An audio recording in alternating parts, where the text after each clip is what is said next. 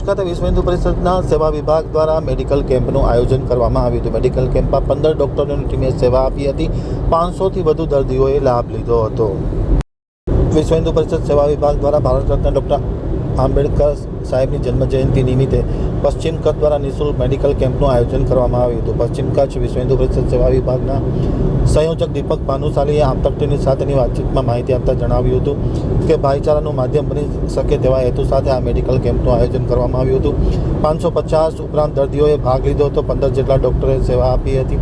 15 ડૉક્ટરના મદદથી આ કેમ્પ સફળતાપૂર્વક પરિપૂર્ણ કરવામાં આવ્યો હતો। 70 જેટલા કાર્યકર્તાઓએ આ કેમ્પમાં વિશેષ સહયોગ આપ્યો હતો અને બ્લડ શુગર, બ્લડ પ્રેશરની ટ્રીટમેન્ટ પણ આપવામાં આવી હતી। બ્લડ ડોનેશન કેમ્પ, આયુર્વેદિકથી થતા ફાયદા વિશે પણ વિસ્તૃત માહિતી આપવામાં આવી હતી। ભુજની આયુષ હોસ્પિટલનો સહયોગ મળ્યો હતો। કેમ્પમાં doctor Diksha Pandya, doctor Arun Yadav, doctor Sudhir Paleja, doctor Pratik Pandya, doctor શાનાબેન, ડૉક્ટર આરતીબેન, ડૉક્ટર મનોજભાઈ, ડૉક્ટર સબનાબેન, doctor Harshita Dabhi, doctor Yasin Ghanchi, doctor સંજનાબેન, ડૉક્ટર પ્રદીપભાઈ, ડૉક્ટર મયુરભાઈ, ડૉક્ટર પ્રણવભાઈ, ડૉક્ટર નીતાબેન, ડૉક્ટર સચિનભાઈ સહિતની ટીમે વિશેષ સેવા આપી હતી।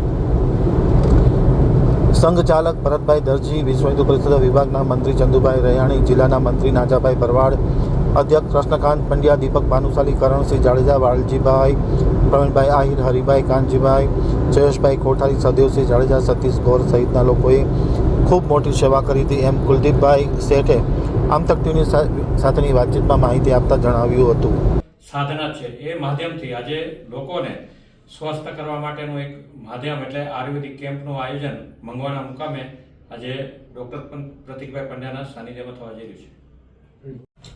આજે આયુર્વેદ કેમ્પનું આયોજન કર્યું મંગવાણા સદભાવના આરોગ્ય મંદિર પર વિશ્વ હિન્દુ પરિષદ દ્વારા સમગ્ર કચ્છની અંદર વિવિધ ગામોની અંદર જે ગરીબ છે રૂગણો, જે લોકો શહેરોની અંદર ટ્રીટમેન્ટો નથી લઈ શકતા, ચિકિત્સા નથી લઈ શકતા, એવા બધા રોગીઓ માટે નિઃશુલ્ક આયુર્વેદ કેમ્પ અને બધાને યોગ્ય સારવાર મળે, યોગ્ય ઔષધિઓ મળે, આ માટે આ આયોજન કર્યું છે। તે બદલ વિશ્વ હિન્દુ પરિષદનો ખૂબ ખૂબ આભાર।